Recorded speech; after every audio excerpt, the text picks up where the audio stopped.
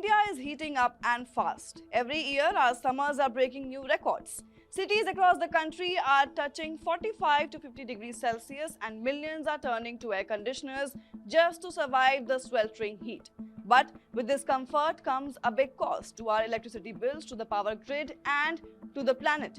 Therefore, in a major shift, the Indian government has announced new rules that will limit how cold or warm your air conditioner can go. So what are these rules? What was the need? And how does it compare to global standards? Well, let's find out. I am Shivangi and you're watching India TV.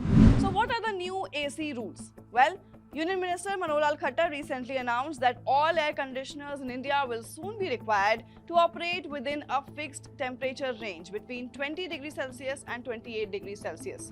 That means you won't be able to cool your room below 20 degrees Celsius and you won't be able to heat it above 28 degrees Celsius. This will apply to homes, offices, malls and commercial buildings. Manufacturers will need to reprogram ACs or send software updates to make sure the settings stay within the range. And you must know that this is not a suggestion anymore. It is going to be a mandatory rule aimed at changing how we use cooling systems. Now you must be questioning that what was the need? Well, you must know that India's electricity demand is rising fast, especially in summers. And ACs, especially when set to very low temperatures like 16 or 18 degrees Celsius, they consume a massive amount of power. According to the Bureau of Energy Efficiency, most Indians set their ACs around 20 to 21 degrees Celsius, which is much lower than needed. But raising the temperature even by 1 degree can reduce energy use by 6%. Therefore, going from 20 to 24 degrees Celsius could save up to 24% on your electricity bill.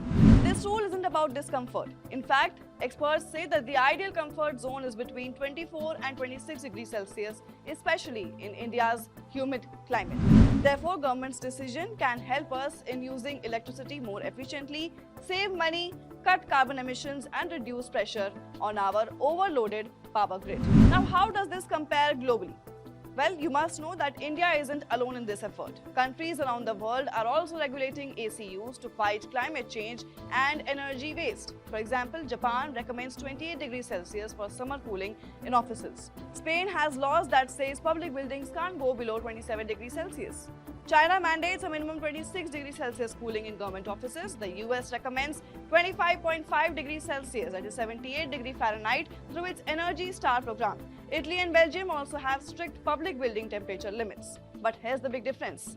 India's rule will apply to everyone. This includes homes, businesses and industries and not just government buildings. It is wider in scope than many global standards, showing India's commitment to large-scale energy reform. Therefore, the goal isn't just to enforce limits through machines, but it is to create a behavioral shift.